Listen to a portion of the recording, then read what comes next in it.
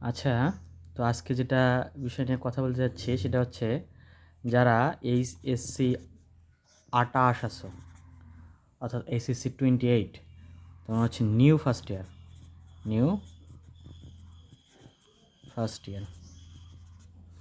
এখন এই যে তোমরা নিউ ফার্স্ট ইয়ার, তোমরা তো তোমাদের যে এইচএসসির যে কোর্সগুলো আছে, যে সাবজেক্টগুলো আছে, এই সাবজেক্টগুলো সম্পর্কে খুব একটা অ্যাওয়ার নাও।